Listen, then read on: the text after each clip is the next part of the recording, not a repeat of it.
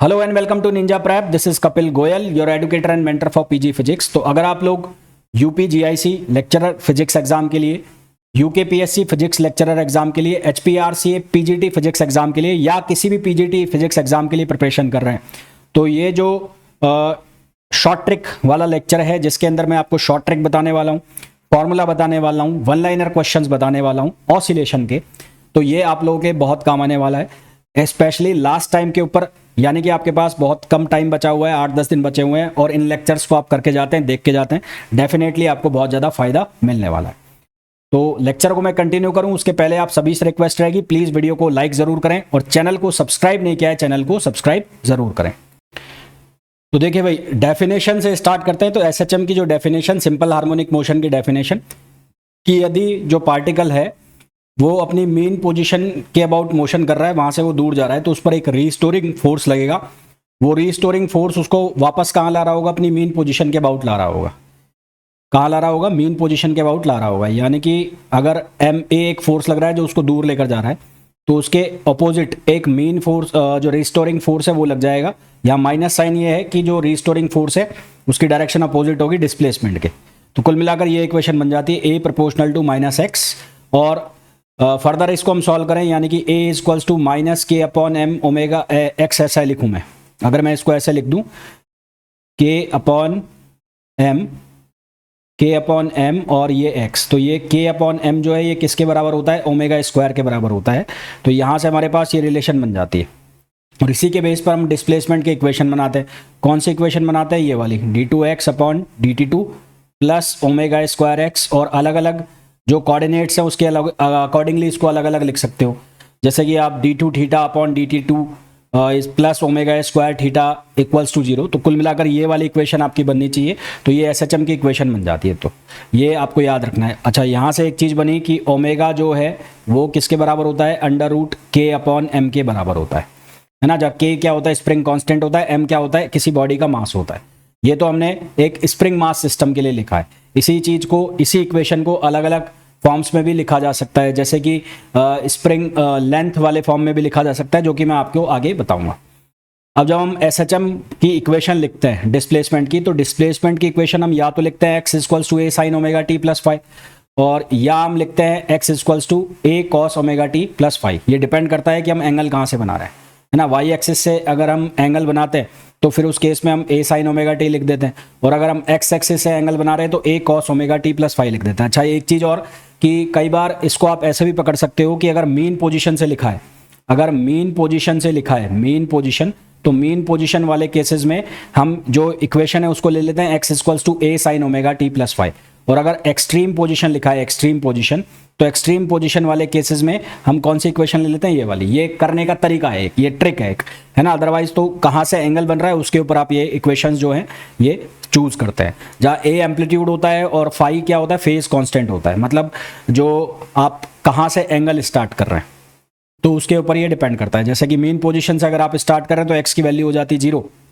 उस केस में एक्स की वैल्यू हो जाती है 0, तो फिर वहाँ से आप टी की वैल्यू निकालते हैं, और टी अगर आपका 0 है तो फाई की वैल्यू कितनी हो जाती है? 0 हो जाती है। यानी कि मान लो अगर आपको बोला जाए कि टी बराबर 0 पर मेन पोजीशन है, टी बराबर 0 एट मेन पोजीशन, तो मेन पोजीशन की अगर बात की जाए तो, और यहाँ पर मेन पोजीशन का मतलब हो गया एक्स इक्वल्स टू 0, तो यहाँ आपने 0 डाला, ये हो गया ए साइन और ये फाई, तो यहाँ से फाई की वैल्यू कितनी आ जाती है? 0 आ जाती है। यहाँ से फाई की वैल्यू कितनी आ जाती है? 0। वहीं अगर मैं यहाँ लिखूँ दूसरे वाले केस के लिए, दूसरे वाले केस के लिए क्या लिखूंगा? यहाँ मेन पोजीशन क्या होगी? एक्स इक्वल्स टू 0 होगी, और ये कितना हो जाएगा? ये हो जाएगा कॉस फाई। तो यहाँ पर फिर फाई की जो वैल्यू है वो कितनी हो जाएगी? π/2 हो जाएगी। तो इसलिए मैंने कहा कि एक्सट्रीम पोजीशन वाला जो केस होगा हमारा, उसके केस में हम कौन सी लेके चलेंगे? कॉस वाली इक्वेशन, और मेन पोजीशन वाले केस में हम साइन वाली लेके चलेंगे। करने के तरीके हैं, इनसे क्वेश्चंस जो हैं वो सिंपल हो जाता है ना। ये पकड़ने के तरीके कि कौन सी इक्वेशन आप यूज़ करोगे। अदरवाइज कहाँ से एंगल बन रहा है? वाई से एंगल बन रहा है, तो फिर आप एक्स की वैल्यू जो लोगे वो ए साइन में लोगे, कॉस ओमेगा साइन में, और अगर एक्स से एंगल बन रहा है देन आप एक्स एक्सिस से एंगल बन रहा है तो आप फिर कॉस से एंगल लोगे। ठीक है।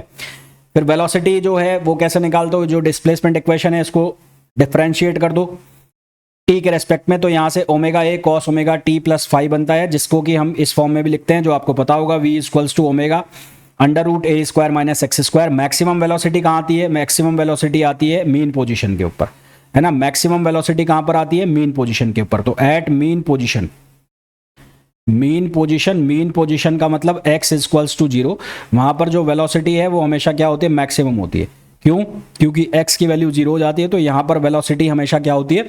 मैक्सिमम होती है। और एक्सट्रीम पोजीशन पर, एट एक्सट्रीम पोजीशन, अगर मैं एक्सट्रीम पोजीशन की बात करूं तो एक्सट्रीम पोजीशन पर जो x है वो क्या हो जाएगा? प्लस माइनस है। तो यहां पर जो वेलोसिटी है वो क्या होती है? 0 होती है। तो एक्सट्रीम पोजीशंस पर वेलोसिटी हमेशा क्या होती है? 0 होती है। वहीं एक्सेलरेशन की बात करूं तो ये जो इक्वेशन है इसको दोबारा से डिफरेंशिएट कर दो। दोबारा से डिफरेंशिएट कर दोगे तो ये बन जाएगा माइनस ओमेगा स्क्वायर ए साइन ओमेगा टी प्लस 5, है ना। तो यहां जो मैक्सिमम एक्सेलरेशन आएगा, तो मैक्सिमम एक्सेलरेशन कहां आएगा? एक्सट्रीम पोजीशन पर। तो eight extreme position, eight extreme position, extreme position के ऊपर जो x है उसकी वैल्यू कितनी हो जाएगी? a हो जाएगी। x equals to plus minus a हो जाएगा। तो एक्सेलरेशन वहां पर क्या आएगा? मैक्सिमम आएगा। मैक्सिमम कितना आएगा? Plus minus omega square a. और मीन पोजीशन पर, तो at mean position, mean position के ऊपर जो एक्सेलरेशन है वो कितना हो जाएगा? 0 हो जाएगा। तो यहां पर एक्सेलरेशन क्या हो जाएगा? 0 हो जाएगा। कुल मिलाकर वेलोसिटी जहां मैक्सिमम हो रही है वहां एक्सेलरेशन 0 हो रहा है, और जहां एक्सेलरेशन 0 हो रहा है वहां पर वेलोसिटी क्या हो रही है? मैक्सिमम हो रही है। ये बात आपको याद रखनी है, छोटे छोटे से क्वेश्चन है, याद रखोगे तो फायदे में रहोगे। अच्छा, एक चीज और देखने को यहां से मिल रही है, वो ध्यान देना। वेलोसिटी और एक्सेलरेशन ये दोनों एक दूसरे के परपेंडिकुलर है, और डिस्प्लेसमेंट और एक्सेलरेशन के बीच में जो फेज डिफरेंस है वो पाई का है। तो फेज डिफरेंस की अगर मैं बात करूं, फेज डिफरेंस, तो फेज डिफरेंस की अगर मैं बात करूं तो डिस्प्लेसमेंट, एक्स का मतलब है डिस्प्लेसमेंट, डिस्प्लेसमेंट और एक्सेलरेशन के बीच में है ये पाई का, एक दूसरे के ऑपोजिट। वहीं अगर मैं डिस्प्लेसमेंट और वेलोसिटी के बीच में बात करूं तो ये पाई बाई 2 का। अगर मैं वेलोसिटी और एक्सेलरेशन के बीच में बात करूं तो ये भी कितने का है? पाई बाई 2 का। तो ये सिंपल से ऑब्जेक्टिव क्वेश्चन है, वन लाइनर जो क्वेश्चन है वो है ये। तो ये सीधे पूछ ले जाते हैं कि वेलोसिटी मैक्सिमम कहां पर होगी? कहां पर होगी? एक्सट्रीम पोजीशन पर। मीन पोजीशन पर क्या होगी? एक्सट्रीम पोजीशन पर वेलोसिटी क्या होगी? मिनिमम होगी, 0। मीन पोजीशन पर क्या होगी? मैक्सिमम होगी। एक्सेलरेशन मैक्सिमम कहां होगा? एक्सेलरेशन और डिस्प्लेसमेंट के बीच का जो फेज डिफरेंस है वो कितना होगा? एक्सेलरेशन और वेलोसिटी के बीच का फेज डिफरेंस कितना होगा? एक्सेलरेशन और वेलोसिटी और डिस्प्लेसमेंट के बीच का जो फेज डिफरेंस है या फेज एंगल है कितना होगा? फिर एक चीज आती है टाइम पीरियड। टाइम पीरियड को आप लिखते हो t equals to 2 pi upon omega, और क्योंकि फ्रीक्वेंसी और टाइम पीरियड एक दूसरे के रेसिप्रोकल होते हैं तो ओमेगा किसके बराबर आ जाएगा? 2 पाई एफ के बराबर आ जाएगा। वन लाइनर क्वेश्चन है ये, सीधे सीधे क्वेश्चन पूछे जाते हैं। अब ऐसे एक एक लाइन में लिख के नहीं बता सकता, तो आपको मैंने बता दिया है क्वेश्चन क्या है, और फॉर्मूला आपको ये याद रखना है, डायरेक्ट फॉर्मूला पूछ लिए जाते हैं। लीनियर डिफरेंशियल इक्वेशन कैसे लिखते हैं मैंने आपको बता दिया था, d2x upon dt2 kx upon m, जहां पर ओमेगा स्क्वायर किसके बराबर होता है? k अपॉन m के बराबर होता है। वहीं अगर एंगुलर मोशन, एंगुलर का मतलब है कोई शाफ्ट को आप मरोड़ रहे हो, मान लो कोई शाफ्ट आपको दी है, वो डिस्क से ऐसे लगी हुई है और यहाँ एंगल थीटा है और यहाँ पर लग रहा है टॉर्क, तो टॉर्क इक्वल्स टू होता है माइनस के थीटा, है ना। टॉर्क जो है वो किसके बराबर होता है? माइनस के थीटा। माइनस के थीटा जो है वो रीस्टोरिंग टॉर्क हो जाता है। तो यहां से फिर ये इक्वेशन बन जाती है c अपॉन आई। यहां पर ओमेगा स्क्वायर जो है वो किसके बराबर होता है? c अपॉन आई के बराबर होता है। फिर एक ये चीज याद रख लेना आप, time taken to travel from mean position to a by 2, यानी कि अगर आपके पास इक्वेशन है, मान लो ये इक्वेशन है x equals to a sine omega t, mean position से कहां जा रहे हो? a बाई 2 पे जा रहे हो। तो यहां पर अगर आप a बाई 2 रखते हो x की वैल्यू, तो ये हो गया a, ये हो गया साइन ओमेगा टी। तो यहां से साइन ओमेगा टी जो है वो कितना हो गया? 1 बाई 2। 1 बाई 2 कब होगा? पाई बाई 6, यानी कि 30 डिग्री पर। तो यहां पर आएगा साइन पाई बाई 6। इसको सॉल्व करेंगे तो टाइम पीरियड की जो वैल्यू आएगी, टाइम, वो टाइम कितना आएगा? t बाई 12 आएगा। कितना आएगा? t by 12। ठीक, फिर a बाई 2 से a पर, तो पहले तो कहां से कहां गए? ये मीन पोजीशन है, मीन पोजीशन पर x बराबर कितना है? 0 है।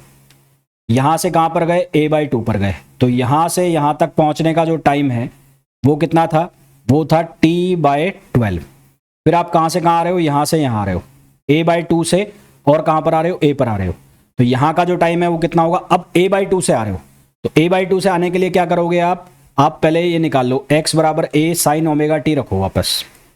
तो x की वैल्यू अब आप a कर दो, x की वैल्यू a कर दोगे तो a साइन ओमेगा टी। तो यहां से आपको जो साइन ओमेगा टी है वो कितना बनेगा? वो बनेगा साइन पाई बाई 2। और यहाँ से 2 pi upon capital T, T pi by 2, तो यहाँ से टी की वैल्यू बन जाएगी टी बाई 4, यानी कि ये जो आपने टाइम निकाला 0 से a बाई 2, तो ये 0 से a बाई 2 का टाइम आया t बाई 12, और इसी तरह से 0 से और a का टाइम, कुल a का टाइम वो कितना आएगा, वो आएगा कहाँ से कहाँ तक, 0 से a का टाइम, तो ये अब मैं a पर ले जा रहा हूँ, तो x बराबर a, तो 0 से a का टाइम, तो 0 से a का जो टाइम है वो कितना हो गया, t बाई 4 हो गया। तो आपको ये टाइम बताना है, तो ये टाइम कितना हो जाएगा, ये हो जाएगा t by 4 minus T by 12, तो ये आंसर कितना आएगा, t बाई 6 आएगा। तो इसको आप याद रख लेना कि मेन पोजीशन से आधा कितना, t बाई 12, और आधे से एक्सट्रीम पोजीशन पर कितना होगा, t बाई 4 होगा। ये वन लाइनर क्वेश्चन है, ये लिखे हुए, याद रख लेना इनको। नेक्स्ट है एनर्जी की, तो कुल एनर्जी जो होती है वो होती है हाफ के ए स्क्वायर। अब निकालते कैसे हैं, जैसे पोटेंशियल एनर्जी है, पोटेंशियल एनर्जी होती है हाफ के एक्स स्क्वायर, और जो काइनेटिक एनर्जी है, काइनेटिक एनर्जी को लिखते हैं हाफ एम वी स्क्वायर से। तो वी स्क्वायर जो है वो किसके बराबर होता है, ओमेगा अंडर रूट ए स्क्वायर माइनस, तो ये ओमेगा स्क्वायर, ये हो जाएगा A square minus x square. पूरे को जब हम ऐड करेंगे तो कुल एनर्जी निकलेगी यू प्लस के ई, तो उसकी वैल्यू किसके बराबर बनेगी, हाफ के ए स्क्वायर, हाफ के ए स्क्वायर। ये एम ओमेगा स्क्वायर को आप क्या लिख सकते हो, के लिख सकते हो। तो कुल एनर्जी कितनी बन जाएगी, हाफ के ए स्क्वायर बन जाएगी। तो काइनेटिक एनर्जी यहाँ लिख ली। अब काइनेटिक एनर्जी कहाँ पर मैक्सिमम होगी, जहाँ पर वेलोसिटी मैक्सिमम है। तो काइनेटिक एनर्जी मैक्सिमम कहाँ होगी, मीन पोजीशन पर, और एक्सट्रीम पर, तो एट एक्सट्रीम, एक्सट्रीम पोजीशन के ऊपर काइनेटिक एनर्जी कितनी होगी, 0 होगी। Eight extreme position kinetic energy वहां कितनी होगी, 0। जहां पर काइनेटिक एनर्जी 0 है यानी कि मिनिमम है, वहां पर पोटेंशियल एनर्जी क्या होगी, मैक्सिमम। और जहां पोटेंशियल एनर्जी, जहां काइनेटिक एनर्जी मैक्सिमम है, वहां पोटेंशियल एनर्जी क्या होगी, मिनिमम। यानी कि अगर मैं इन दोनों के बीच में ग्राफ बनाऊं, मैं इन दोनों के बीच में ग्राफ बनाऊं, ये एक्स है और यहां पर ले ली मैंने काइनेटिक एनर्जी, तो काइनेटिक एनर्जी मैक्सिमम कहाँ आ रही है, मेन पोजीशन पर। तो काइनेटिक एनर्जी का जो ग्राफ बनेगा वो ऐसा बनेगा, और वहीं पोटेंशियल एनर्जी का जो ग्राफ बनेगा वो ऐसा बनेगा। तो ये पोटेंशियल एनर्जी का ग्राफ और ये काइनेटिक एनर्जी का ग्राफ, और दोनों का जो ग्राफ है वो टोटल एनर्जी यानी कि हाफ के ए स्क्वायर के बराबर है। ठीक है, तो पोटेंशियल एनर्जी हाफ के एक्स स्क्वायर मैक्सिमम कहाँ होगी, एक्सट्रीम पोजीशन पर, और मीन पोजीशन पर कितनी हो जाएगी, 0। अब यदि आपसे रेशो पूछा जाए काइनेटिक एनर्जी और पोटेंशियल एनर्जी का, तो ये काइनेटिक एनर्जी हो गई, ये पोटेंशियल एनर्जी हो गई, रेशो कितना आ जाएगा, A square minus x square upon X square. One liner questions, graph पूछा जा सकता है, तो ग्राफ कैसा बन गया, ये बन गया। ये रेड वाला ग्राफ जो है ये है पोटेंशियल एनर्जी का, ये ब्लैक वाला जो ग्राफ है ये है काइनेटिक एनर्जी का। टोटल हमेशा क्या रहेगी, कांस्टेंट, जो कि किसके बराबर रहेगी, हाफ के ए स्क्वायर के बराबर। फिर एवरेज पूछ ली जाए आपसे, एवरेज, तो एवरेज जो काइनेटिक एनर्जी है एक टाइम पीरियड में, एक टाइम पीरियड में एवरेज काइनेटिक एनर्जी या एवरेज पोटेंशियल एनर्जी की वैल्यू होती है, हाफ नहीं होगी यहाँ पर, 1/4 होगी, हाफ नहीं होगी, 1/4 होगी। अगर आपसे एवरेज पूछी जाए with respect to time, average पूछी जाए with respect to time, with respect to displacement अलग होता है, यहाँ पर विद रेस्पेक्ट टू टाइम पूछा है। विद रेस्पेक्ट टू डिस्प्लेसमेंट पूछेंगे तो ये 1/6 आ जाएगा काइनेटिक एनर्जी के केस में। तो 1/4 एम ओमेगा स्क्वायर ए स्क्वायर, और वही एनर्जी कौन सी होगी, पोटेंशियल, ये एवरेज की वैल्यू है। सिंपल पेंडुलम, सिंपल पेंडुलम के लिए टाइम पीरियड हम निकालें तो उसकी वैल्यू कितनी आती है, T equals to 2 pi under root L upon G. यदि जो point of suspension, suspension point का मतलब है जिसके अबाउट ऑसिलेशन चल रहा है, तो यदि वो एक्सेलरेट करेगा, तो यदि पॉइंट ऑफ सस्पेंशन जो एक्सेलरेट करेगा, तो उस केस में टाइम पीरियड का फॉर्मूला जो है वो हो जाएगा t equals to 2 pi under root L upon A net. A net का मतलब हो गया इफेक्टिव एक्सेलरेशन, ए नेट का मतलब हो गया इफेक्टिव एक्सेलरेशन। इसकी वैल्यू आप कैसे निकालोगे, इसकी वैल्यू निकालने के लिए ये जो पॉइंट ऑफ सस्पेंशन है ये वाला, तो यहां ये एंगल बना रहा है, कितना बना रहा है, बीटा एंगल बना रहा है वर्टिकल एक्सिस के साथ।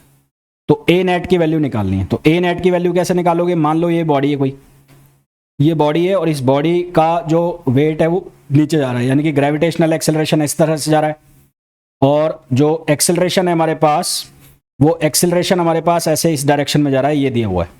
तो इनके बीच का रिजल्टेंट कैसे निकलेगा, अंडर रूट ए square plus B square plus 2ab cos theta. तो थीटा की वैल्यू कितनी होगी, बीटा, तो ये कितना आ जाएगा, A square plus G square plus 2ag cos beta. वो जो हम फॉर्मूला यूज करते हैं वेक्टर्स में, तो वो वाला फॉर्मूला यहाँ पर यूज होगा। फिर आप एक ये फॉर्मूला याद रख लेना, time period of infinitely large pendulum, ये याद रखना डायरेक्ट। इनफाइनाइटली लार्ज पेंडुलम के लिए जो टाइम पीरियड का फॉर्मूला है वो बराबर होता है T equals to 2 pi under root are upon G, जहाँ आर होती है अर्थ की रेडियस, और आंसर कितना आता है इसका 84.6 मिनट्स। किसके लिए, इनफाइनाइटली लार्ज पेंडुलम। फिर इसी तरह से कोई बॉडी है जो ऑसिलेट कर रही है, यदि जो अर्थ है, अर्थ में से ऐसे कोई सेंटर में से टनल खोद दिया जाए ऐसे, तो यहाँ से कोई अगर ऐसे टनल खोद दिया जाए, ठीक है, और इसके अंदर कोई बॉडी ऑसिलेट कर रही है, तो यहाँ का जो टाइम पीरियड है वो कितना होगा, सेम होगा ये वाला, t equals to 2 under root are upon g, t equals to 2 under root are upon g. Physical pendulum का टाइम पीरियड का फॉर्मूला होता है t equals to 2 under root I upon M G d, जहाँ I जो होता है वो होता है moment of inertia, moment of inertia about suspension point, moment of inertia about suspension point. Suspension point का मतलब होता है जिसके अबाउट ऑसिलेशन चल रहा है, जिसके अबाउट ऑसिलेशन चल रहा है। और फिजिकल जो बॉडीज है वो कौन कौन सी होगी, जैसे रिंग को ऑसिलेट करा दिया, डिस्क को ऑसिलेट करा दिया, स्पेयर है वो ऑसिलेट कर रहा है, तो उसके केस में आपको ये फॉर्मूला यूज करना है। और जो डी डिस्टेंस है वो किसका काम करेगी, लेंथ का काम करेगी, ठीक है। फिर स्प्रिंग मास सिस्टम का जो टाइम पीरियड है वो कितना होता है, T equals to 2 up under root M upon K, T equals to 2 under root M upon K. अब जैसे आपको 3 सिस्टम दे रखे हैं, एक ये वाला हॉरिजॉन्टल स्प्रिंग मास सिस्टम, एक वर्टिकल स्प्रिंग मास सिस्टम, एक इंक्लाइन पर है, और एक हमारे पास है किस पर, एक ये पुली में है। यहाँ पर सिंगल है, हर किसी में केस में कौन सा है, सिंगल स्प्रिंग पुली मास सिस्टम, मतलब सभी के अंदर जो मास है वो सिंगल मास है। तो इन सबका जो टाइम पीरियड का फॉर्मूला है वो ये रहेगा, इसका ये आंसर, इसका भी ये आंसर, इसका भी ये आंसर और इसका भी ये आंसर। यानी कि अगर आपको एग्जाम के अंदर डायग्राम मिल जाए कि इसका टाइम पीरियड बताओ तो इसका आंसर भी आएगा, इसका टाइम पीरियड बताओ तो इसका आंसर भी आएगा, इसका टाइम पीरियड बताओ इसका आंसर भी आएगा, और इसका टाइम पीरियड बताओ इसका आंसर भी ये आएगा।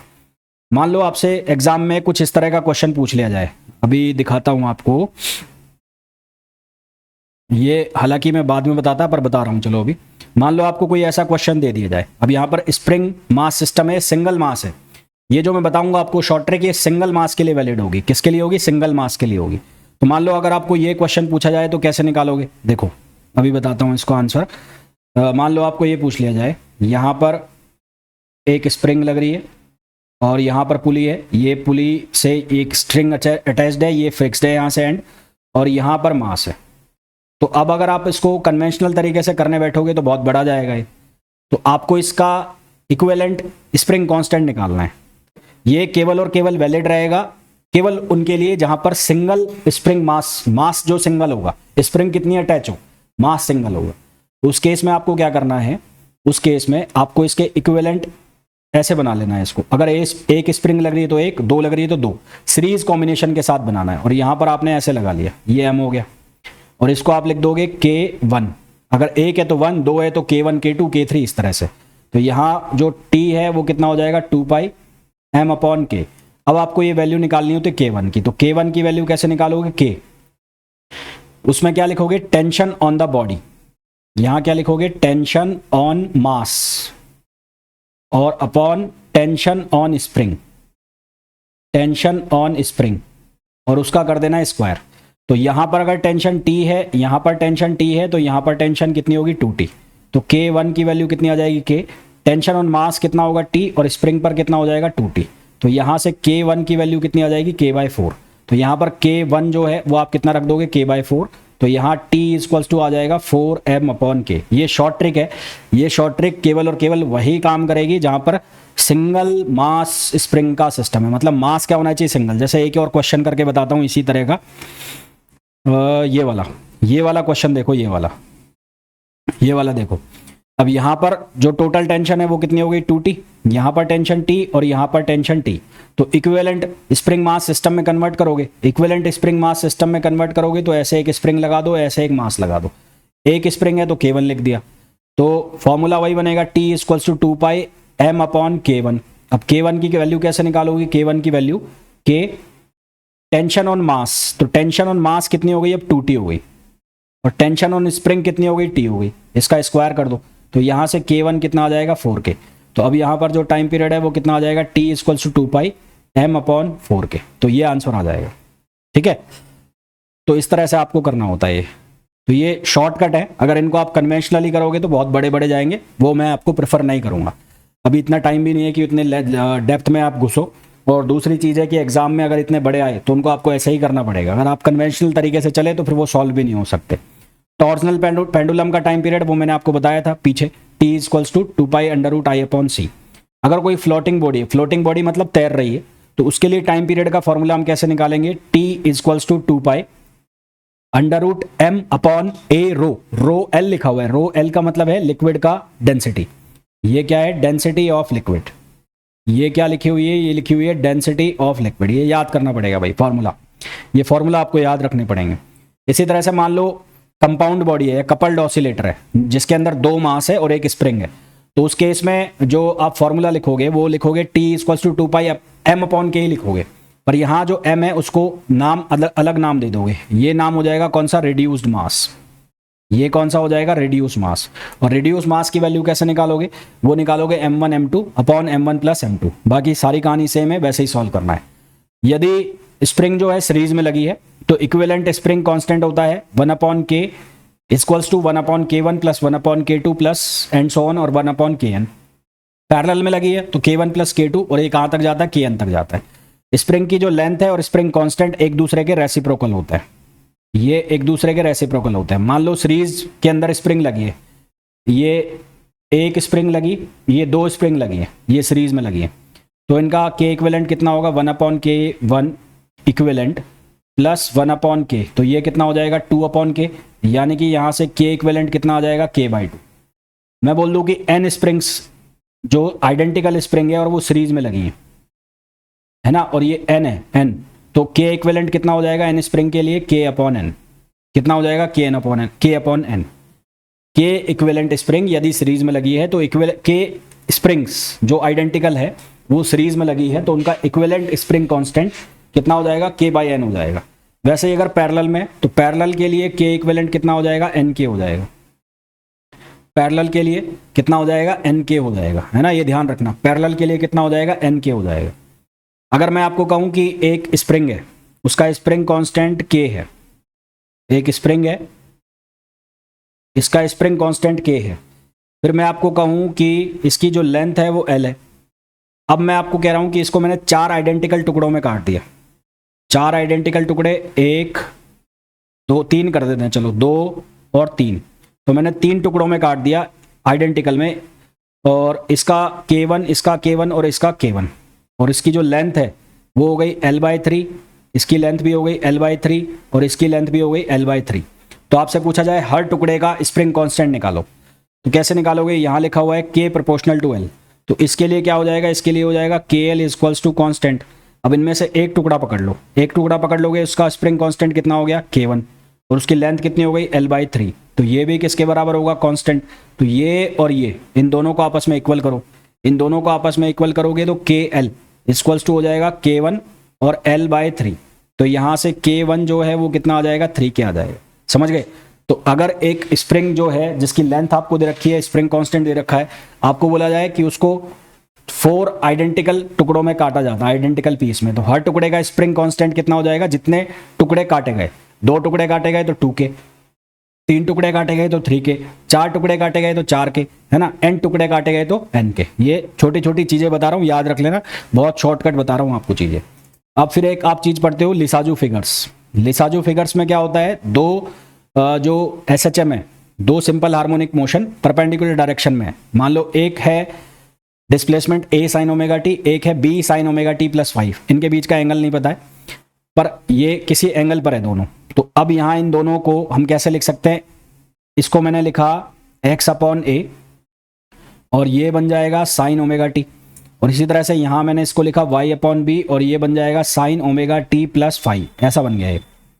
अब दोनों साइड स्क्वायर करके मैं जोड़ दूंगा, दोनों साइड स्क्वायर करके जोड़ूंगा, यहाँ sin ओमेगा t प्लस 5 लिखा हुआ है, तो sin a प्लस b का फॉर्मूला भी यूज करेंगे, तो हमारे पास कुल मिलाकर ये इक्वेशन आ जाती है, ये वाली, ये जो इक्वेशन लिखी हुई है ये इक्वेशन आ जाती है। अब यहाँ से कंडीशन बनना स्टार्ट होती है, ये इक्वेशन याद रखो सो तो रख सको तो रख लेना, x square upon a square y square upon b square minus 2xy upon a b cos 5 और इक्वल्स टू साइन स्क्वायर 5। यदि 5 की वैल्यू 0 हो जाती है, ये वैल्यू 0, तो ये दोनों एक लाइन में आ जाएंगी, और या फिर पाई हो जाती है, तो जो हमारे पास इन दोनों डिस्प्लेसमेंट है उनके लिए क्या बनेगी, स्ट्रेट लाइन बनेगी। क्या बनेगी, स्ट्रेट लाइन। यदि 5 की वैल्यू π/2 हो जाती है, 5 की वैल्यू π/2 हो जाती है, a और b इक्वल नहीं है, a और b इक्वल नहीं है, तो उस केस में क्या बनेगा, एलिप्स। पाई की वैल्यू पाई बाई 2 हो जाती है और ए और बी आपस में बराबर है तो क्या बन जाएगा, सर्किल बन जाएगा। बहुत इंपॉर्टेंट ये चीज़ लिखी हुई है, बहुत इंपॉर्टेंट, मोस्ट इंपॉर्टेंट है। सीधे सीधे क्वेश्चन बनते हैं कि यदि दो सिंपल हार्मोनिक मोशन इस तरह से है कि उनके बीच का जो फेज डिफरेंस है वो पाई बाई 2 है और एम्पलीट्यूड इक्वल है, तो जो पाथ बनेगा वो कैसा बनेगा, वो पाथ बनेगा सर्किल। यदि एम्पलीट्यूड इक्वल नहीं है, उनके बीच का फेज डिफरेंस पाई बाई 2 है, तो पाथ बनेगा एलिप्स। यदि उनके बीच का फेज डिफरेंस 0 है या पाई है, तो उस केस में क्या क्या बनेगी, स्ट्रेट लाइन बनेगी। ठीक है, ये याद रखना आप। फिर नेक्स्ट आओ, यदि कोई पार्टिकल ऑसिलेशन करना स्टार्ट करता है और हमें ये बोला जाए कि मीन पोजीशन से राइट की तरफ जा रहा है, मीन पोजीशन से राइट की तरफ जा रहा है, तो इक्वेशन हम यूज कौन सी कर रहे हैं, x equals to a sin omega t. Mean position का मतलब है x बराबर 0, तो ये कहां से स्टार्ट होगी, यहां पर। ठीक, फिर जब आप t की वैल्यू को t/4 लोगे, t/4 लोगे तो यहां पर जैसे ही आप t, ओमेगा बराबर कितना होता है, ओमेगा बराबर होता है t/2 और यहां पर 2π/t, सॉरी, ओमेगा की वैल्यू कितनी है, ओमेगा की वैल्यू 2π/t और इसको आप ले लो t/4, आधा टाइम यहाँ पर, ये आधा टाइम है, यहाँ पर 1/4, ये पूरा एक टाइम पीरियड हो गया। तो ये t/4 लोगे तो यहाँ t से t कट गया, ये आएगा π/2, तो उस केस में साइन π/2 हो जाएगा, साइन π/2 की वैल्यू 1, तो यहाँ पर एम्पलीट्यूड क्या हो जाएगा, मैक्सिमम। कब होगा, t/4 पर, t/2 पर क्या हो जाएगा, 0। फिर जब वापस 3t/2 जाएगा तो उसमें माइनस a जाएगा, फिर 2t हो जाएगा यानी कि t हो जाएगा, तो उस केस में x की वैल्यू कितनी हो जाएगी, a। ये कब के लिए लिख रहे हैं हम, जब मीन पोजीशन से किधर की तरफ जा रहे हैं, राइट की तरफ। अगर मीन पोजीशन से लेफ्ट की तरफ जाएंगे तो हम इक्वेशन क्या लिखेंगे, x equals to minus a sin omega t. ये लाइनें याद रखना, मीन पोजीशन से राइट तो x equals to a sin omega t, mean position से लेफ्ट तो x equals to minus a sin omega t. Right में जा रहे हैं मीन पोजीशन से तो इस तरह का कर्व बनेगा, लेफ्ट में जा रहे हैं तो इस तरह का कर्व बनेगा। यदि हम x इक्वल्स टू a/2 से जा रहे हैं, है ना, किधर की तरफ, राइट की तरफ, जो कि हमने शुरू में बात की थी, a/2 से a की तरफ, तो a/2 से राइट की तरफ जा रहे हैं, तो वहां के लिए हमारे पास जो इक्वेशन है वो क्या लिखी जाएगी, x equals to a sin omega T plus π/6। π/6 क्यों लिखा, क्योंकि जब मैंने आपको बताया था a/2 पर फेज डिफरेंस कितना आया था, π/6 आया था ना, जब शुरू में बताया था, जहां से हमारे पास आंसर निकला था t/12, तो वो वाला π/6 है। ये मैं वापस दिखा देता हूं आपको, ये जो लिखा था यहां पर π/6 आया था ना a/2 के ऊपर, तो वो वाला π/6 मैं लिख रहा हूं, तो वो वाला π/6 लिख रहा हूं। तो यहां जो इक्वेशन बनेगी a sin omega T plus π/6, हमने स्टार्ट ही कहां से किया है, π/6 से किया है, 0 से स्टार्ट नहीं किया। अब कहां से स्टार्ट किया है, π/6 से। इसी तरह से उसके लेफ्ट में जाएंगे तो a/2 से लेफ्ट में जा रहे हैं, a/2 से लेफ्ट में जाएंगे तो π/6, अब ऑपोजिट डायरेक्शन में जा रहे हैं, ऑपोजिट डायरेक्शन में जा रहे हैं, तो π/6 के इक्विवेलेंट कौन वैल्यू देगा, 5π/6। हमें माइनस में वैल्यू चाहिए, तो माइनस में कहां मिलेगी, माइनस में वैल्यू मिलेगी 5π/6 पर, इसलिए यहां पर क्या लिख दिया, 5π/6। और जो इक्वेशन है, जो डायग्राम है, डायग्राम कैसा बनेगा, यहां से देखो अब 0 से स्टार्ट नहीं हो रहा है, ये थोड़ा ऊपर से स्टार्ट हो रहा है। कहां से स्टार्ट हो रहा है, a/2 से। इसी तरह से यहां पे ये भी कहां से स्टार्ट हो रहा है, a/2 से। तो ये ग्राफ याद रखना और ये इक्वेशंस जो हैं वो याद रखना।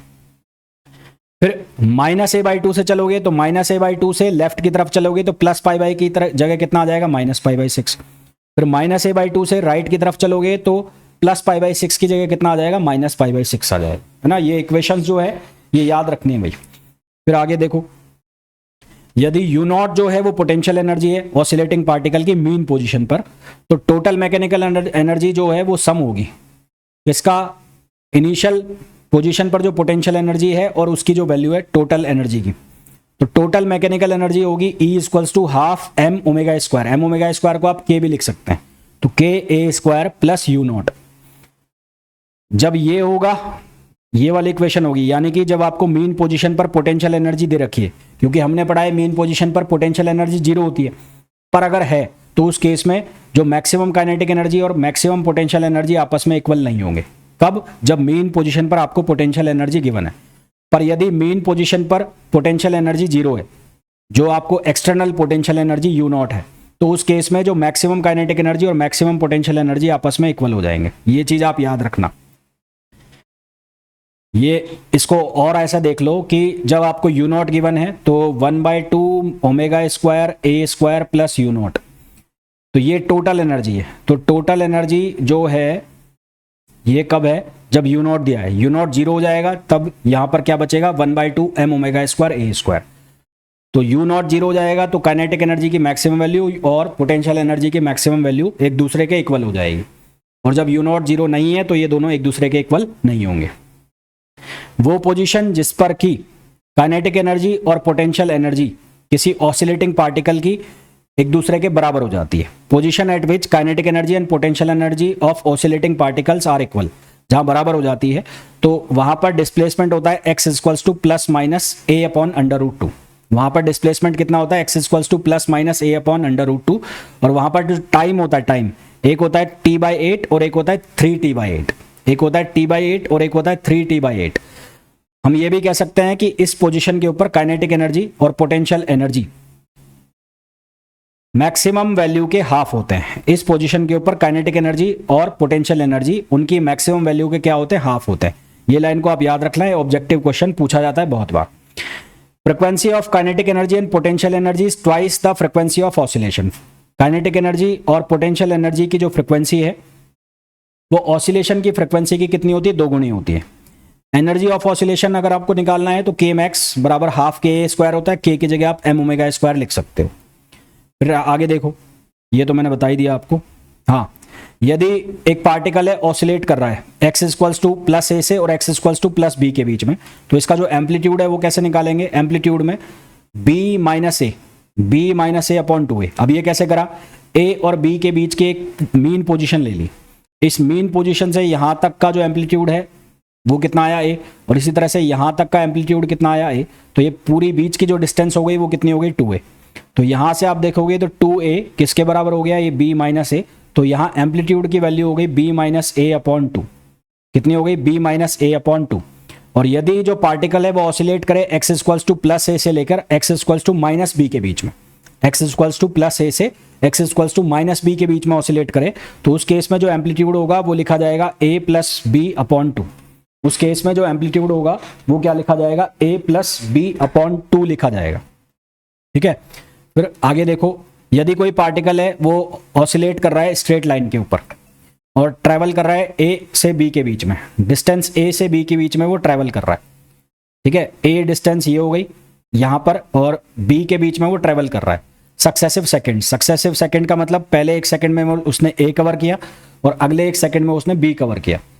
तो हमें एम्पलीट्यूड बताना है, तो उसका एम्पलीट्यूड का जो फॉर्मूला है, अब याद रखना, इतना लंबा चौड़ा मैं बताऊंगा नहीं। तो a equals to 2a square upon 3a minus B, a equals to 2a square upon 3a minus B.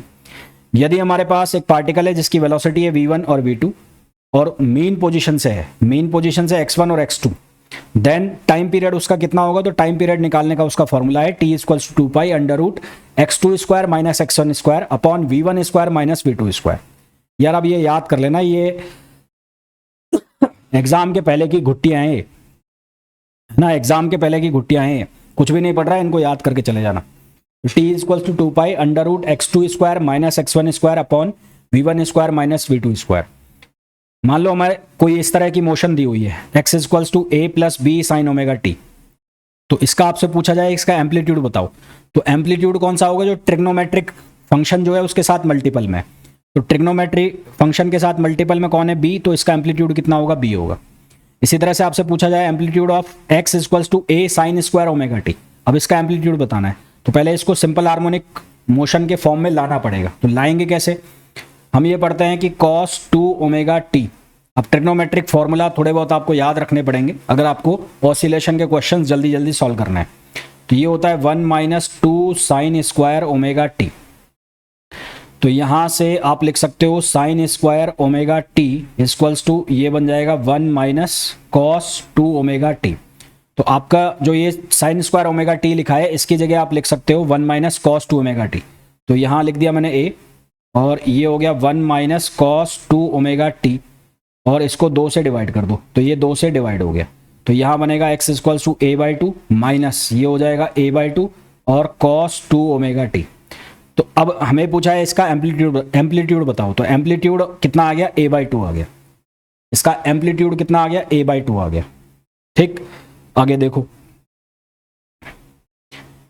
यदि हमारे पास इक्वेशन है x equals to a sine omega t और b sine omega t plus theta, तो इसका amplitude कैसे निकालेंगे, इसका एम्पलीट्यूड ले लिया और इनके बीच का एंगल कितना है, थीटा। तो अंडर रूट ए square plus B square plus 2ab cos theta, ठीक है, अंडर रूट ए square plus B square plus 2ab cos theta, ये क्या होगा, इसका एम्पलीट्यूड होगा, ये क्या होगा, इसका एम्पलीट्यूड। पर ये जो एसएचएम की इक्वेशन है तभी मानी जाएगी जब यहाँ पर दोनों साइड जो फ्रिक्वेंसी है वो सेम होनी चाहिए, ये फ्रिक्वेंसी और ये फ्रिक्वेंसी, ये फ्रिक्वेंसी क्या होनी चाहिए, सेम होनी चाहिए। तो फ्रिक्वेंसी शुड बी सेम, तो फ्रिक्वेंसी जो है वो सेम होनी चाहिए, तभी आप ये लिख सकते हो। Time period of a pendulum with point mass, तो t equals to 2 pi under root L upon A net, जो मैंने आपको बताया था इफेक्टिव एक्सेलरेशन। और इफेक्टिव एक्सेलरेशन जो है वो कैसे लिखते हैं हम, वो लिखते हैं ए square plus G square plus 2 जी कॉस थीटा। अब जो भी एंगल है उसके अकॉर्डिंगली इसको सॉल्व कर लोगे। फिजिकल पेंडुलम का हमने लिखा था t equals to 2 pi under root I upon M G D, तो वापस लिखा हुआ। अब जैसे कि यहां पर देखो, ये वाला केस देखो, यहां पर स्मूथ इंक्लाइन प्लेन के ऊपर कोई गाड़ी है, उसके अंदर पेंडुलम है, तो उस पेंडुलम के लिए उसके जो टाइम पीरियड है वो हमें लिखना है। तो उसका टाइम पीरियड कैसे लिखा जाएगा, यहां पर जी साइन थीटा आ गया, यानी कि किसकी वैल्यू है, जी इफेक्टिव की वैल्यू है। अब ये जी इफेक्टिव की वैल्यू साहब कैसे आई, अब ये जी इफेक्टिव की वैल्यू ऐसे आएगी कि आपने जो ए इफेक्टिव का फॉर्मूला है ये लिखा आपने, तो ये लिखा आपने ए स्क्वायर प्लस जी स्क्वायर। अब यहां पर देखो ये इस तरह से इंक्लाइंड के ऊपर है, ऐसे ही है, ऐसे इंक्लाइंड के ऊपर है ना, तो इंक्लाइंड के ऊपर है, तो यहाँ पर ये जो है बॉडी का वेट तो सीधा नीचे आएगा, और यहाँ जो एंगल है ये एंगल, ये थीटा है, तो यहाँ से भी एंगल जो है वो कितना बनेगा, वो थीटा बनेगा, ये एंगल कितना बनेगा, थीटा बनेगा। तो ये जो एंगल है तो उस एंगल के अकॉर्डिंगली फिर हम यहाँ पर लिखेंगे, तो ये कितना लिखा जाएगा, जी साइन थीटा लिखा जाएगा। इसी तरह से यदि पेंडुलम एक कार्ट के अंदर है जो कि कांस्टेंट वेलोसिटी के साथ जा रही है इंक्लाइंड प्लेन के ऊपर, कांस्टेंट वेलोसिटी के साथ इंक्लाइंड प्लेन के ऊपर जा रही है, तो उसका कितना लिखा जाएगा, t equals to 2 pi under root L upon G. और यदि पेंडुलम किसी कार्ट के अंदर है जो फ्रीली मूव कर रहा है, एक्सेलरेशन जिसका कितना है, जी साइन थीटा, भाई इसका एक्सेलरेशन कितना हो जाएगा, ये इधर की साइड एक्सेलरेशन जी साइन थीटा हो गया ना, ये इंक्लाइंड का एक्सेलरेशन कितना हो गया, जी साइन थीटा हो गया, तो यहाँ पर कितना आ गया, जी साइन थीटा आ गया। अब ये जी साइन थीटा से अगर नीचे की तरफ आ रही है तो ये कितना हो जाएगा, जी कॉस थीटा आ जाएगा। तो ये तीनों अलग अलग केस आप याद रखना। जब पहला case pendulum oscillating of smooth incline plane, smooth incline plane के ऊपर है, स्मूथ इंक्लाइन प्लेन के ऊपर है, बस स्मूथ इंक्लाइन प्लेन के ऊपर है, तो उस केस में जो टाइम पीरियड है वो आ गया t equals to 2 pi under root L upon G sine theta. किसी कार्ट के अंदर है जो कि कांस्टेंट वेलोसिटी से आ रहा है, तो t equals to 2 pi under root L upon G. किसी कार्ट के अंदर है जो फ्रीली मूव कर रही है और एक्सेलरेशन जो नीचे की तरफ है जी साइन थीटा है, तो उस केस में इफेक्टिव एक्सेलरेशन कितना आ जाएगा, वो आ जाएगा जी कॉस थीटा। ये जी कॉस थीटा कैसे लिखा, इसका कंपोनेंट कर दिया, तो यहाँ एंगल थीटा आ गया, तो ये आ गया जी कॉस थीटा, यहाँ एंगल थीटा आ गया, तो ये कितना बन गया, जी कॉस थीटा बन गया। इस तरह से हम इसको सॉल्व कर रहे हैं, ठीक है, इस तरह से सॉल्व कर रहे हैं। नेक्स्ट, अब यहाँ पर oscillation of charge Bob in uniform, मतलब कोई हमारे पास बॉब है वो चार्ज्ड है, चार्ज मतलब ऐसे लग गया, तो इसके ऊपर एक इलेक्ट्रिक फोर्स लगेगा, इलेक्ट्रिक फोर्स उसको एक्सेलरेशन देगा, वो एक्सेलरेशन किसके बराबर होगा, क्यू ई के बराबर होगा, तो एक्सेलरेशन बराबर हो जाएगा क्यू ई अपॉन एम। तो हमारे पास जो फॉर्मूला होता है वो होता है G square plus A square, तो ए स्क्वायर कितना हो गया, Q square E square upon M square plus 2 तो 2g, ए की जगह कितना आ जाएगा, क्यू ई अपॉन एम, और उनके बीच का एंगल, तो उनके बीच का एंगल का कॉस थीटा, तो ये कितना लिख दिया, कॉस थीटा लिख दिया। यदि पेंडुलम किसी कार्ट के ऊपर है जो सर्कुलर पाथ में मूव कर रहा है, तो सर्कुलर पाथ में सेंट्रीपिटल एक्सेलरेशन लगता है, वो सेंट्रीपिटल एक्सेलरेशन किसके बराबर होता है, वी स्क्वायर अपॉन आर की तरफ, और जी और ए के बीच में एंगल कितना होता है, 90 डिग्री, तो यहाँ कॉस 90 तो जीरो हो जाएगा, तो बचेगा क्या, G square plus V square upon R, और इस पूरे का क्या हो जाएगा, स्क्वायर हो जाएगा। यदि पेंडुलम किसी लिफ्ट के अंदर है तो लिफ्ट ऊपर की तरफ जाएगी तो हम यहाँ लिखेंगे जी प्लस ए, लिफ्ट नीचे की तरफ आएगी तो हम क्या लिखेंगे, जी माइनस ए। तो ये टाइम पीरियड के अलग अलग फॉर्मूला है भाई, इनको याद रख लेना, इनको याद रखोगे, और बहुत टिपिकल नहीं है, इनको आराम से आप समझ सकते हो। यदि सैटेलाइट के अंदर कोई टाइम पीरियड पेंडुलम है, सैटेलाइट के अंदर, किसके अंदर है, सैटेलाइट के अंदर, तो सैटेलाइट के अंदर है तो उसका जो टाइम पीरियड है वो कितना होगा, इनफाइनाइट होगा। यदि पेंडुलम सैटेलाइट के अंदर है तो उसका जो टाइम पीरियड है वो कितना होगा, इनफाइनाइट। अब ये कुछ स्पेशल केसेस हैं, जैसे कि आपको कोई ऑसिलेटिंग बॉडी के लिए टाइम पीरियड निकालना है इस तरह की, या यू ट्यूब है या जो वी ट्यूब है, तो इनका टाइम पीरियड आपको लिखना है, तो इन तीनों केस में इनका टाइम पीरियड कितना होगा, t equals to 2 pi under root L by G, T equals to 2 pi under root L by G. इसी तरह से मान लो आपको इस तरह से कोई बॉडी है जो इंक्लाइंड स्प्रिंग से कनेक्टेड है, तो यहाँ से इनके आप क्या कर दोगे कंपोनेंट, तो ये हो जाएगा के कॉस थीटा और ये भी हो जाएगा के कॉस थीटा।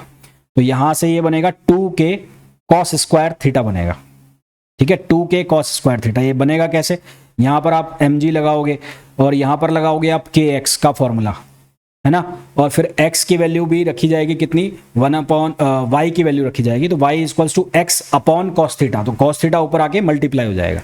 तो आप ये याद रख लेना कि जो टाइम पीरियड बनेगा इसका वो बनेगा 2 pi under root m upon 2k cos square theta, t equals to 2 pi under root m upon 2k cos square theta. एक चीज मैं आपको बता दूं, अभी इनको समझने की कोशिश मत करना, ये स्टैंडर्ड चीजें जो मैं आपको बता रहा हूं इनको याद रख लेना, क्योंकि अभी ये लास्ट टाइम की चीजें हैं और लास्ट टाइम की चीजें हैं। अब आप ये मत सोचना आप कहीं आपके अंदर का एक तरह एकदम से स्टूडेंट जाग जाए, एकदम से क्यूरियोसिटी आ जाए कि ये चीज आ कहाँ से रही है। तो अभी आपको सिर्फ ऑसिलेशन नहीं पढ़ना है, आपको बहुत सारी चीजें पढ़नी है। तो ये वन लाइनर है, ये सीधे सीधे स्टैंडर्ड चीजें हैं, इनको याद कर लेना। समझ में आ रही है तो बहुत अच्छी बात है, नहीं तो इनको याद करना है। ये मैंने आपको बता ही दिया टाइम पीरियड, अगर अर्थ जो है वहां से एक गड्ढा खोद दिया जाए सेंटर से सीधा सीधा, तो उसका जो टाइम पीरियड है वो कितना निकलेगा, वो निकलेगा T equals to 2 pi under root are upon G. अब कुछ क्वेश्चंस मैं आपको बता देता हूं। ये क्वेश्चंस, एक चीज और बता देता हूं, डैम्प्ड ऑसिलेटर। डैम्प्ड ऑसिलेटर के लिए इक्वेशन जो हम लिखते हैं वो क्वाड्रेटिक इक्वेशन बनती है। इस क्वाड्रेटिक इक्वेशन को हम कहां से बनाते हैं, एक्स की वैल्यू हम लिखते हैं A naught E power minus B T upon 2m, और जो डिस्प्लेसमेंट है वो कैसा है, एक्सपोनेंशियली डिक्रीज कर रहा है। ये जो ओमेगा टी है, ओमेगा डी, इसको हम बोलते हैं डैम्प्ड फ्रीक्वेंसी, इसको हम क्या बोलते हैं, डैम्प्ड फ्रीक्वेंसी, डैम्प्ड फ्रीक्वेंसी। और इस डैम्प्ड फ्रीक्वेंसी की वैल्यू के अपॉन एम, के यहाँ पर स्प्रिंग कांस्टेंट है, माइनस बी अपॉन 2m का स्क्वायर। डिफरेंशियल इक्वेशन, यदि फोर्स्ड ऑसिलेशन है तो फोर्स्ड ऑसिलेशन के लिए ओमेगा ए की जो वैल्यू, ए का मतलब एम्पलीट्यूड, ये बराबर होगा F naught upon M upon under root omega naught square minus omega D मतलब डैम्पिंग की फ्रीक्वेंसी का square, B omega upon M square, B omega upon M square, और इस पूरे का रूट है ओमेगा नॉट जो कि नेचुरल फ्रीक्वेंसी भी है, अंडर रूट के बाय एम होती है। तो ये डैम्प्ड और डैम्प्ड ऑसिलेटर के फॉर्मूले आप याद रखना, स्पेशली डैम्पिंग की फ्रीक्वेंसी और जो एम्पलीट्यूड है फोर्स्ड ऑसिलेशन का वो आप याद रखना। अब कुछ क्वेश्चन मैं आपको करा देता हूं। पहला जो क्वेश्चन है उसमें बोला है particle is moving such that it's displacement, इसका डिस्प्लेसमेंट दिया है और वो डिस्प्लेसमेंट ऐसे दिया है x माइनस 6, ये है x equals to 1 minus 10 cos omega T. तो इसको मल्टीप्लाई करो, इसको मल्टीप्लाई करोगे तो ये बनेगा एक्स स्क्वायर माइनस 6x या 1 माइनस 10 कॉस ओमेगा टी। तो अब दोनों साइड आप ऐड कर दो 9, तो दोनों साइड 9 ऐड कर दिया तो 9 और 1 10, ये हो गया, तो ये हो गया 10 माइनस 10 कॉस ओमेगा टी। अब ये x माइनस 3 का होल स्क्वायर बन गया, तो ये बन गया x माइनस 3 का होल स्क्वायर, और यहाँ पर कॉस ओमेगा टी जो है इसमें से 10 कॉमन ले लिया, तो ये बन गया 1 माइनस कॉस ओमेगा टी। तो इसको आपने फिर से लिखा x माइनस 3 का होल स्क्वायर 10, यहाँ से 1 माइनस कॉस ओमेगा टी को आप फॉर्मूला लिख दो साइन वाला, यानी कि 1 माइनस माइनस माइनस प्लस हो जाएगा 2 sine square omega T upon 2। तो यहाँ 1 से 1 कट गया और 1 से 1 कट गया, तो ये कितना हो गया, ये हो गया 10 इंटू 2 20 हो गया। ये सही लिखा है क्या, कॉस ओमेगा टी, एक मिनट रुको भाई, cos 2 theta 2 cos square theta minus 1 और 1 माइनस 2 साइन स्क्वायर थीटा। तो कॉस ओमेगा टी 1 माइनस 2, तो माइनस माइनस हो गया प्लस, तो ये बन गया।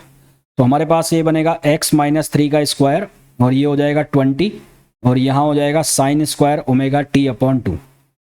दोनों साइड आप ले लोगे रूट, तो ये बनेगा x माइनस 3 और ये बन जाएगा अंडर रूट 20 और ये हो जाएगा साइन ओमेगा टी अपॉन 2। तो x इक्वल्स टू हो जाएगा 3 प्लस ये अंडर रूट 20 और ये हो जाएगा साइन ओमेगा टी अपॉन 2। तो इसको कंपेयर करो, x equals to X naught plus A sine omega T, इससे कंपेयर करो। तो इससे कंपेयर करोगे तो x नॉट की वैल्यू जो है वो 3 आ गई, ये मीन पोजीशन है।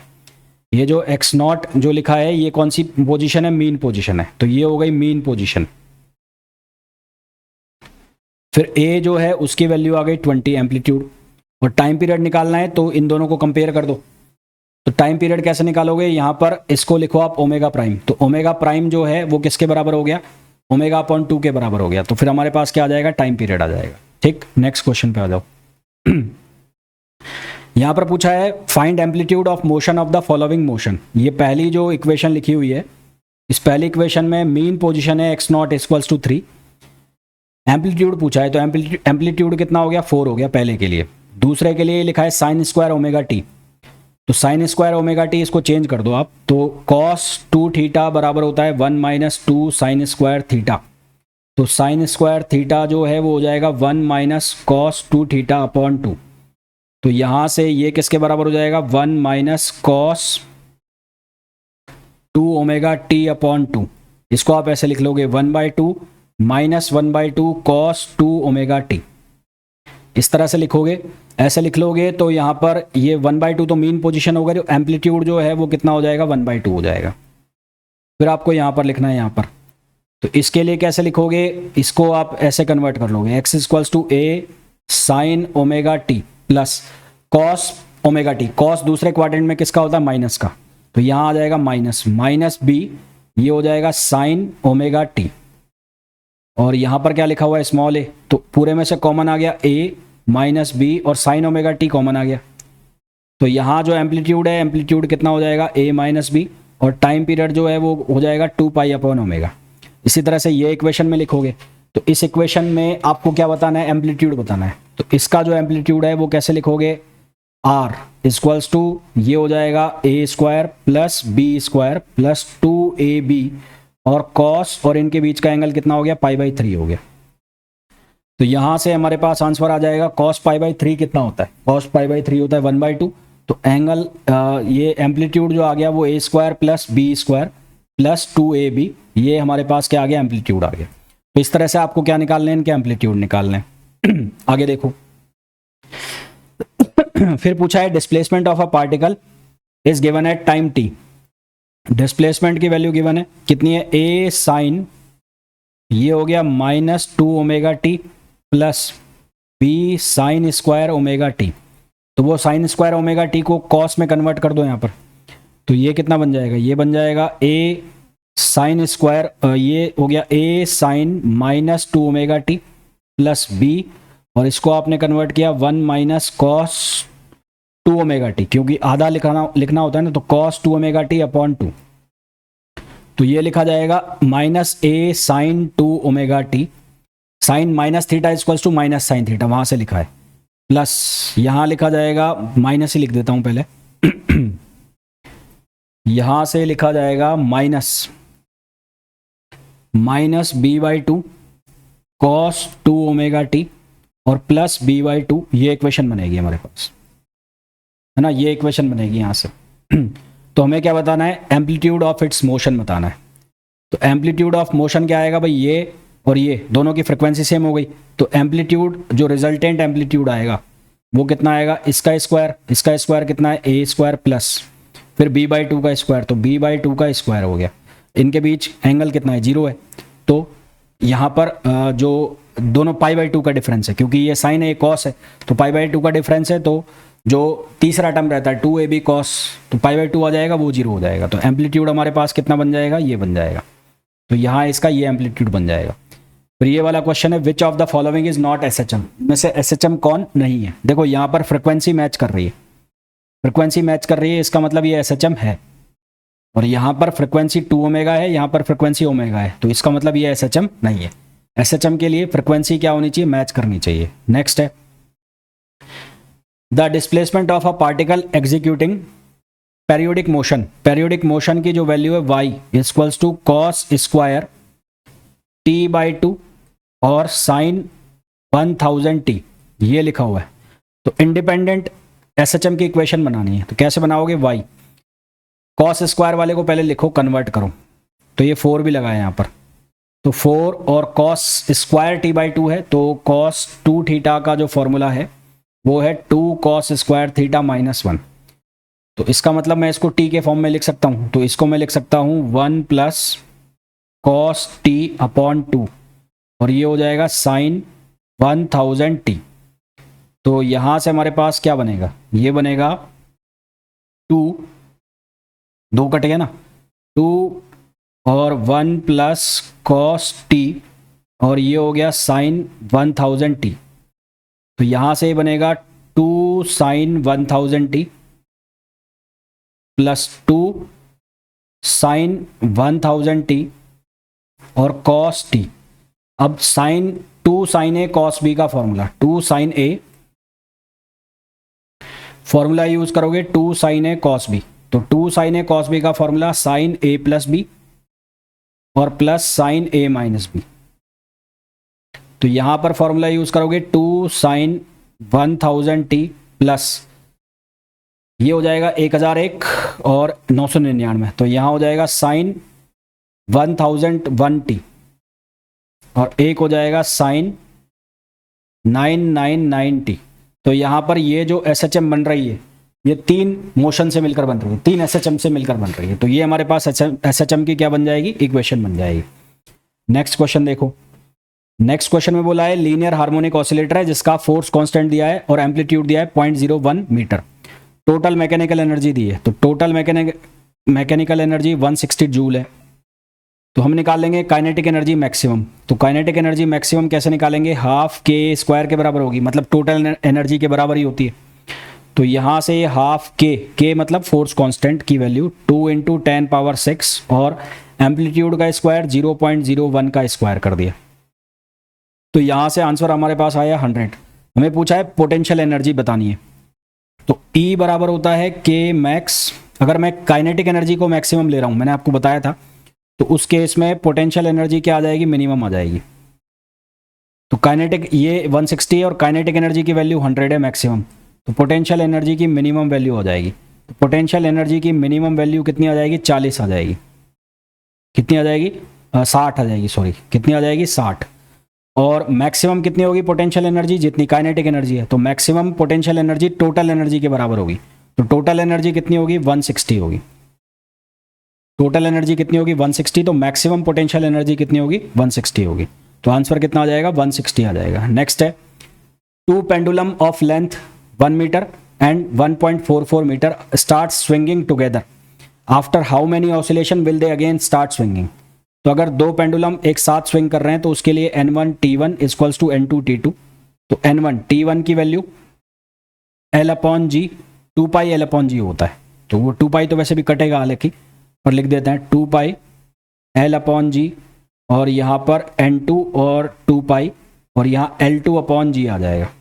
तो N1 2 पाई से 2 पाई तो कटेगा, √L, L की वैल्यू 1/G, यहाँ हो गया N2, ये हो गया 1.44 और ये G। तो 1.44 का मतलब हो गया 12।